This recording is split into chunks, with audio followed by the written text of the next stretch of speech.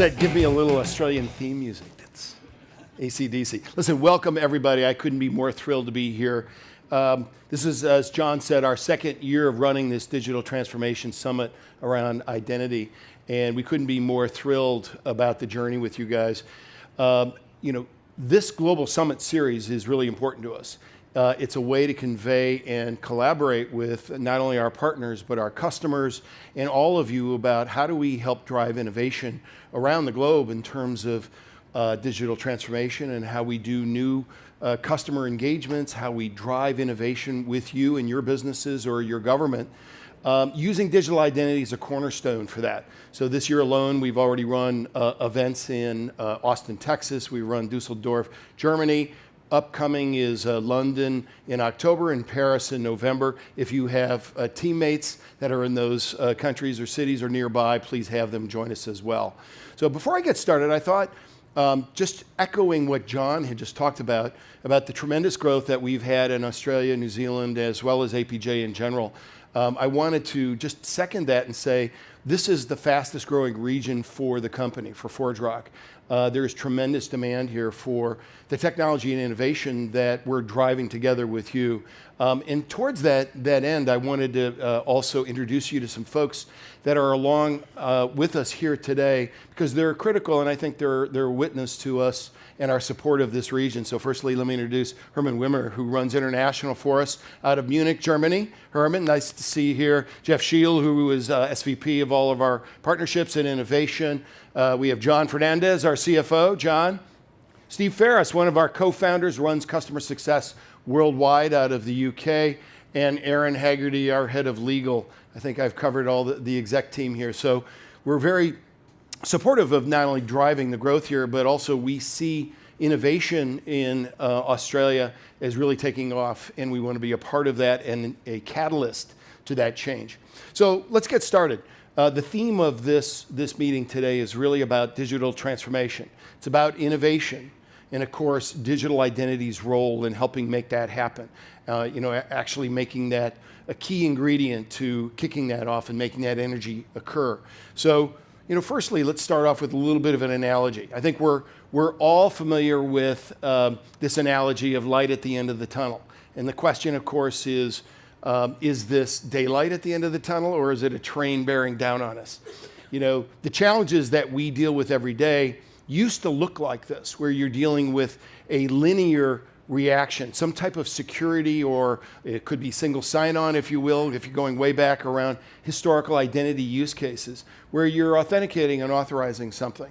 But today, the world and the challenges that we all live with every day looks more like this. It is not just the humans that we're trying to create a relationship with and security around, but also the devices and things and machines and all the elements that come into bear in terms of how we go to market as companies and as governments. And how do we authenticate and authorize and securitize those things? Absolutely.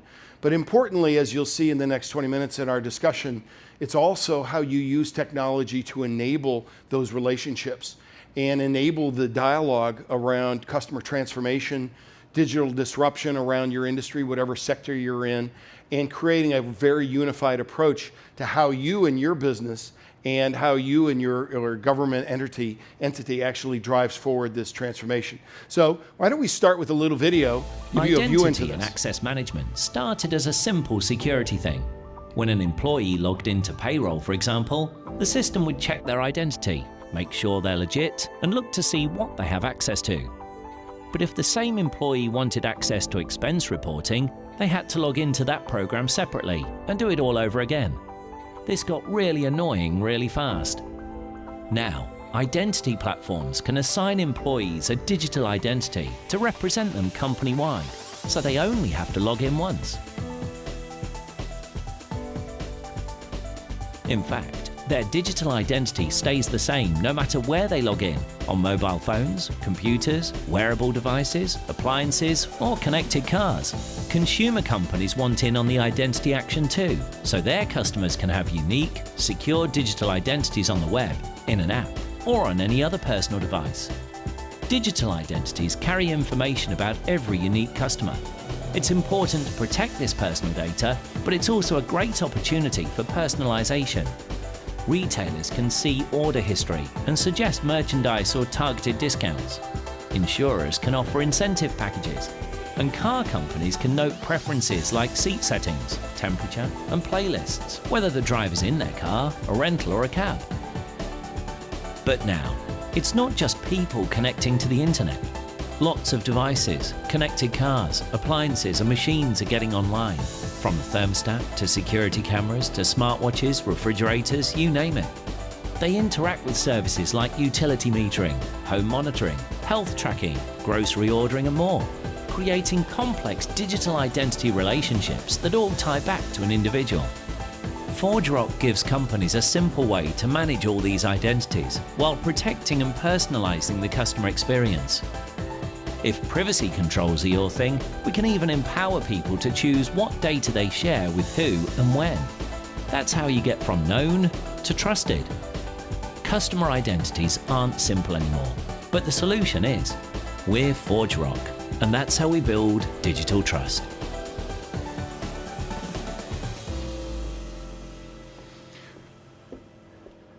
So clearly, in this world, we're connecting not only humans, but devices, things, machines, applications, data sets, etc., and applying identity to them. It's kind of a new concept. But the real power behind this is this word interconnected. So, you hear this phrase all the time about the connected world, connected IoT, etc.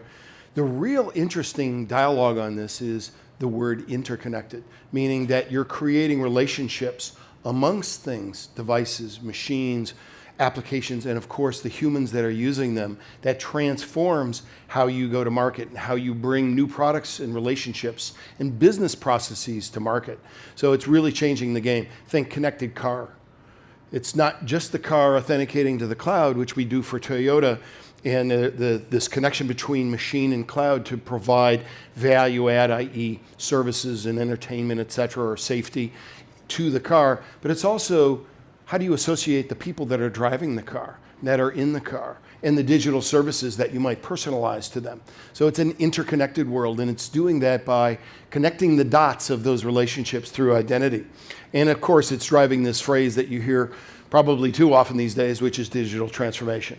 So the idea that, firstly, that all of our industries and all of our government sectors are being disrupted by how we deliver goods, how we deliver services, how do we create security, and how do we create trust with our most valuable assets? And that happens to be usually people. It's either citizens or customers. And how do we engage with companies to make that really not only vital and interesting, but also a great customer experience, done with trust, done with consent, responsibility, digital responsibility, and also how do you do it so it's engaging, so you really drive retention.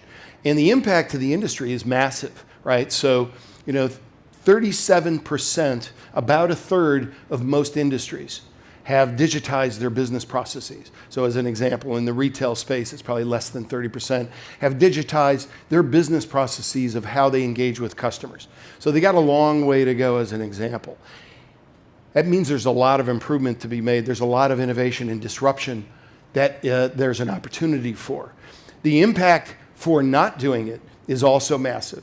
So think of the impact on top line revenue, but also earnings for companies that are laggards in terms of how they think about innovating digitally and how they build new business processes in engagement with their customers or citizens or things and devices to engage in new ways that are security related, that are also personalized, that are highly aware of all of the other relationships around them and how they drive business. And we'll talk about some examples about this in a minute.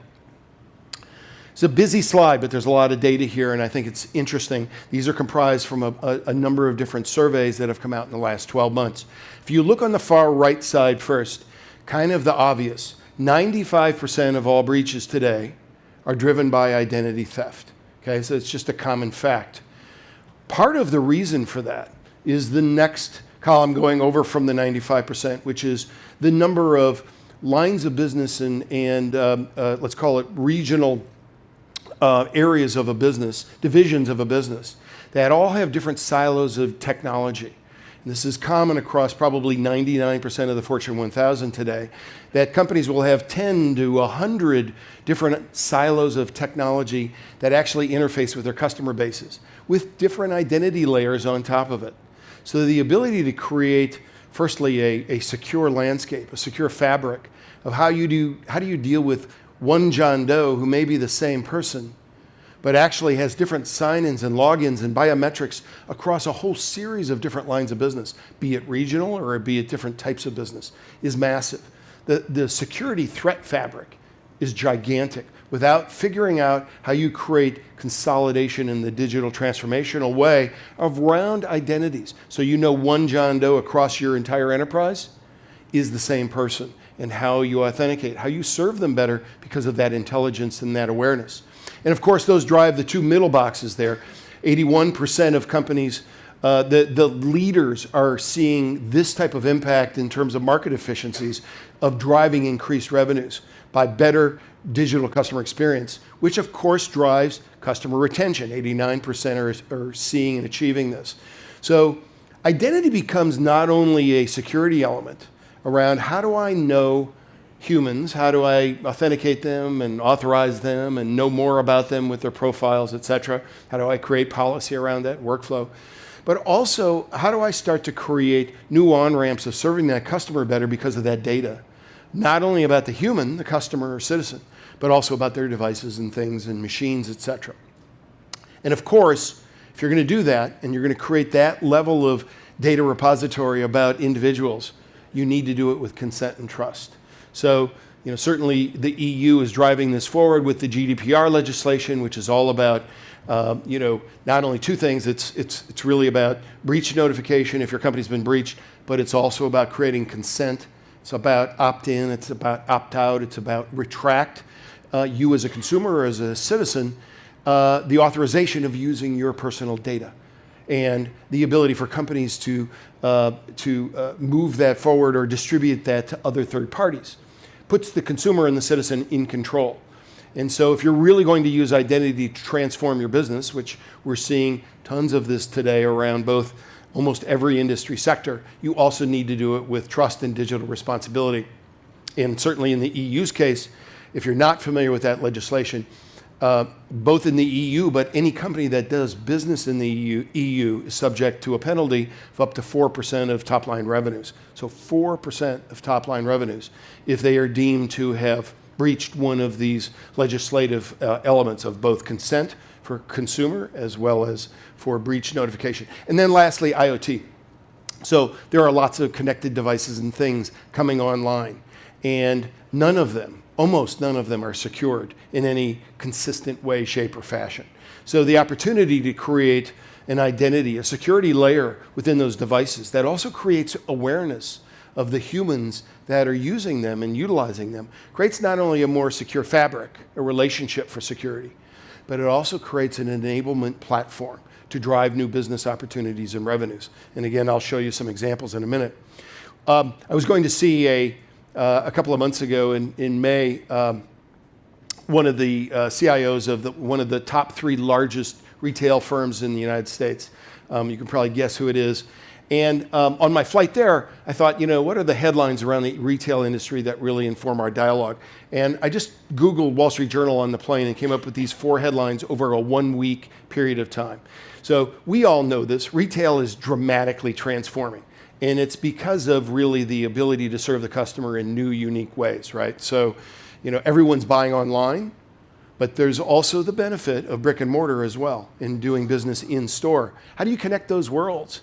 How do you make that an interesting journey where, digital is connected online the night before to your journey while you're in store physically? And how do you make that a round robin type of approach where you serve John Doe or Jane Doe better in their shopping experience because it's connected and it's aware? And so, in this same dialogue, I had a recent conversation with them a week or 2 ago, and the real challenge comes up to, how do you think about Amazon buying Whole Foods? What does that mean? I guarantee you in 6 months, and Whole Foods is a grocery store, by the way, chain in the United States. If you go to Whole Foods, I guarantee you in 6 months, you'll be able to buy food with your Amazon ID. And you'll go to the register and say, you know what, I'm going to go work out. go ship this to my house using Amazon Prime. And you leave the store. It has created a whole new operational way of connecting the journey, connecting the dots between digital and physical, and making customer service dramatically different.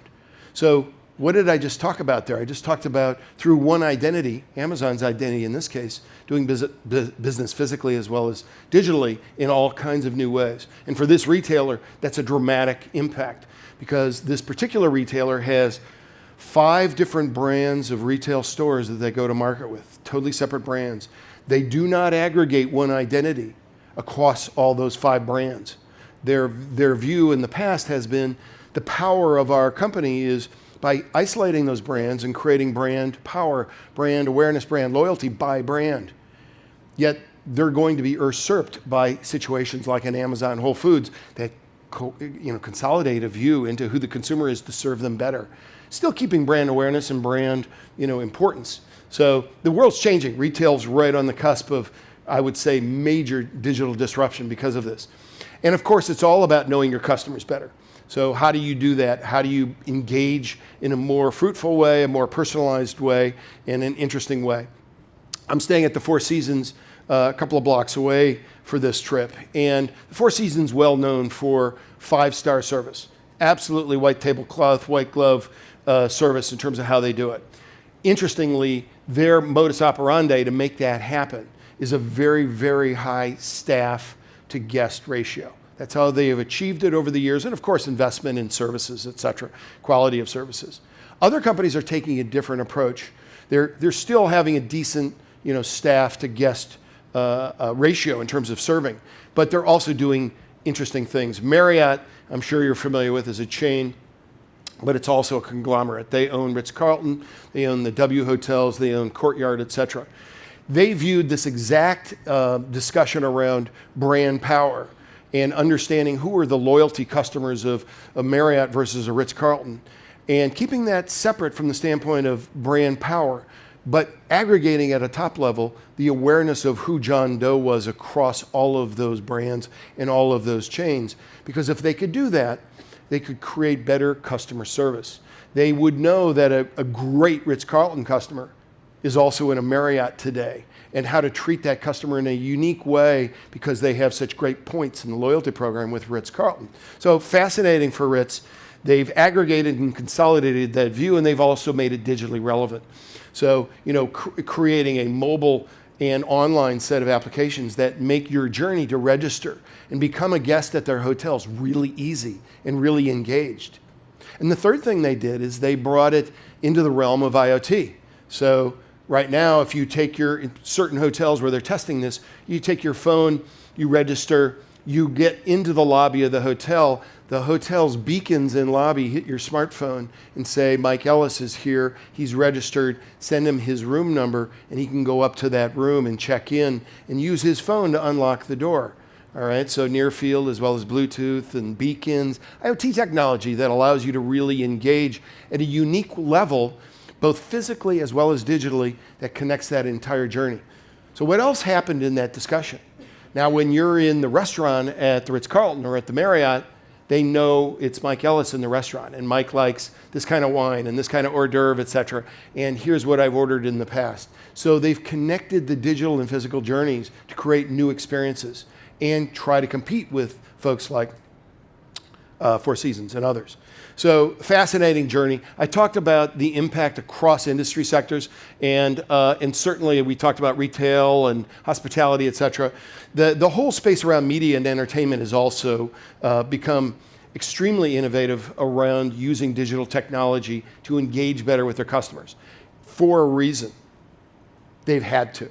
Right? So if you look at the disruption of Netflix and Amazon and all of the other ways of digitally reaching out to the customer and providing digital content, there is an absolute must to drive innovation and be more relevant in that world.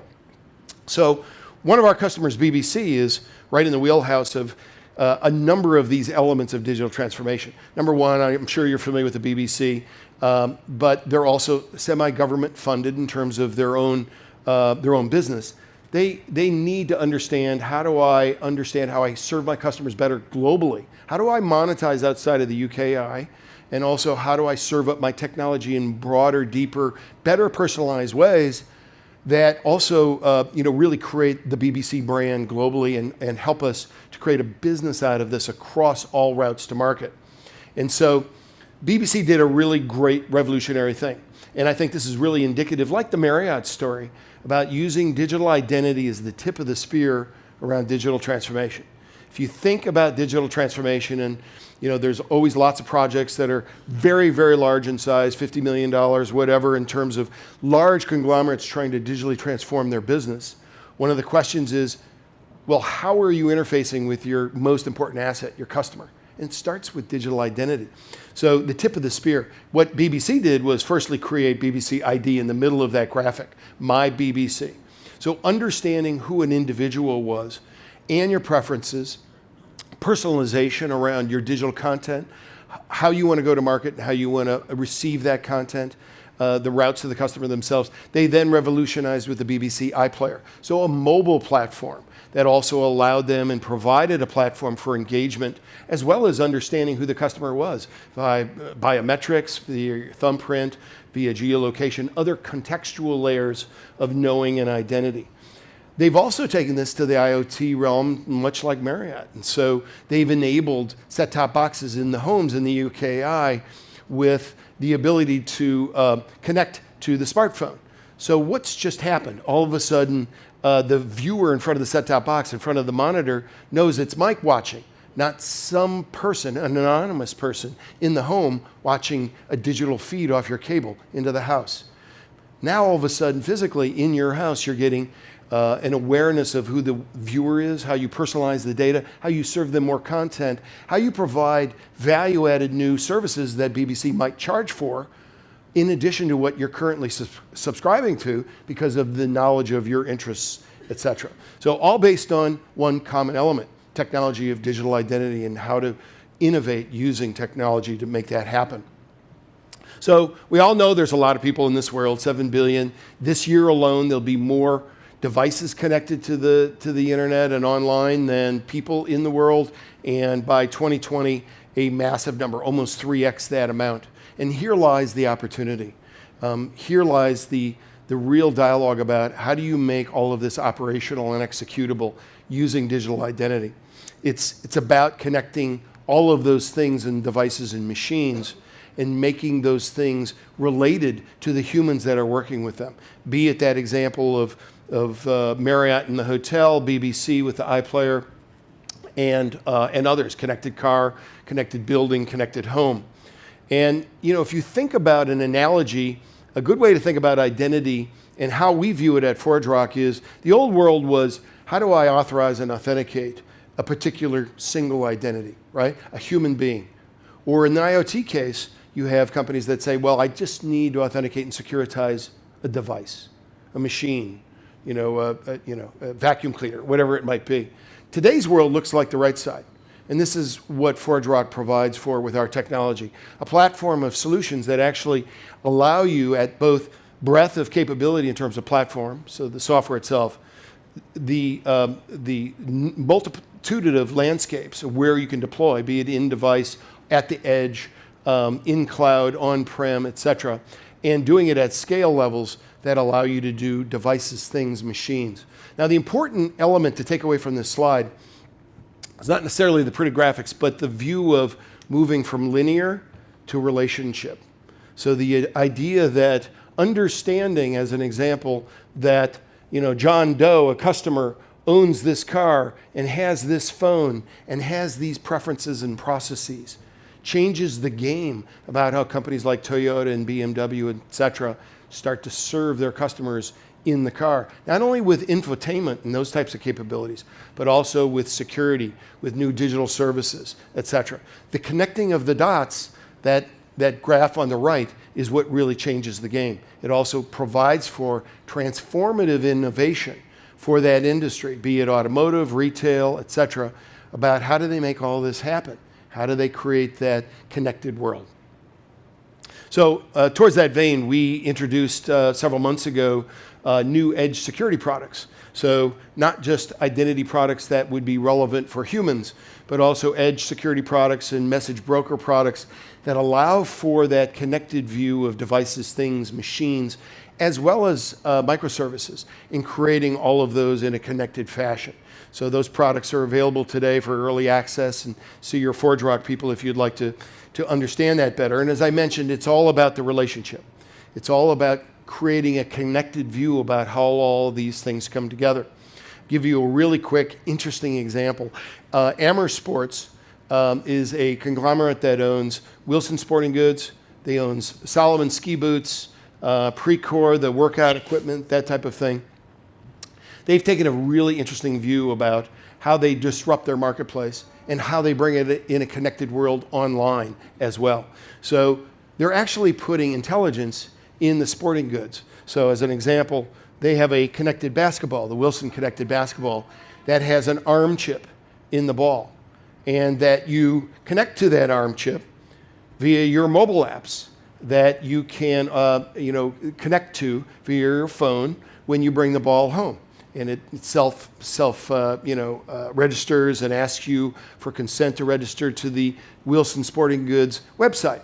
So that's interesting, but it's fascinating what it does. So as you can see on the screenshots of some of the mobile apps, it tracks your energy usage, your number of dribbles, and all these kinds of things. That might really be fun for the users, the kids or whoever, that are interested in tracking their history of utilization of a basketball. So it's fascinating, and they're getting a big take-up on this in certain parts of the world. But what did it also do? It also disrupted a whole bunch of things. Number one, all of a sudden, Wilson Sporting Goods know that John Doe bought this ball. Before, Wilson only knew they had a point-of-sale report from a Target stores or a Tesco that somebody bought this ball. They had no idea who it was or where it was really brought to, what home. So today, they know where's the ball located, who owns the ball, and there's a relationship. There might be family members that also authenticate and create a registry of the people that are using this ball. So I know where the ball is, I know who's using it, I know who bought it. I'm creating digital sticky services to those people that use that ball, which is pretty interesting. But what did it also do?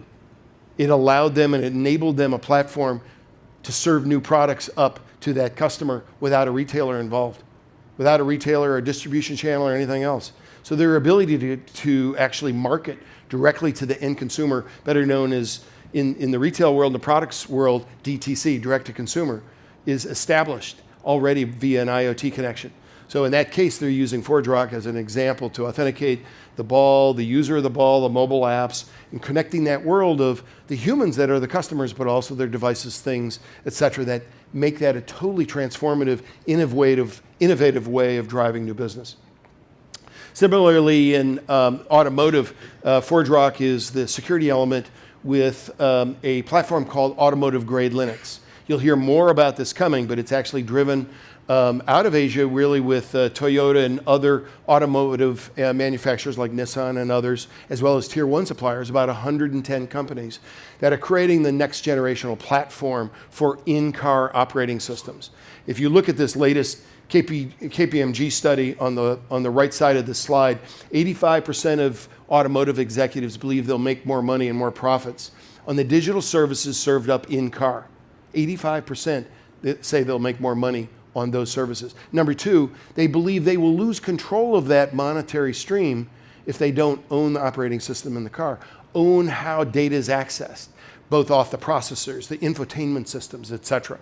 So creating a unified view of how you deal with the car, the people in the car, and their preferences also enables all kinds of new digital revenue streams for automotive manufacturers like Toyota and Renault, Nissan, and others. So towards that, it's not only security and privacy in this slide, but vehicle-to-vehicle authorization, authentication, et cetera. True personalization of the person in the car and how they operate the car. So lastly, on general GDPR, I think, as I mentioned, this is a key element. And it's not only relative and important to EU, but it's also important to all of us worldwide. It's all about how do you create digital consent and trust. So ForgeRock is revolutionary in the sense in that in our current releases this year, we are shipping consent-based workflows in our Access engine that allow companies and individuals to empower your citizens, your customers, with the ability to create a consented set of workflows. How you allow a customer to actually acknowledge and consent that you can use their data in certain ways or not, including the devices and things that they might register in association with them. And their consent, that you be aware of that, but also your consent or lack of consent about your storage of that data, your ability to distribute that data to third parties, et cetera. This is going to turn the world on its head because, right, it's a totally different way of dealing with your customers. And it's all about leadership. Right? In every industry sector, in every government, the real responsibility is with us about how do we help create a platform that creates digital trust for, again, our most important assets, which happen to be individuals, customers, and citizens. So no more data about you without you. It's our phrase that we like to utilize that really conveys this whole topic and really drives forward this whole idea about trust, enablement, security, but also really driving forward new innovative ways of driving businesses. So real quick about ForgeRock, I think as you heard from John, we are a global company. We are a little over 7 years old. We're coming into probably the end of this year around 500 employees worldwide. Interestingly, we were founded in Europe. And what's fascinating about that is as we built the company up, we've really built up equally in Americas and international. Our breadth of assets, our people, our engineering, customer service, customer success, et cetera, globally. And so today we actually do about 50% of our revenues outside of Americas, which is very unique and unusual for a young software company.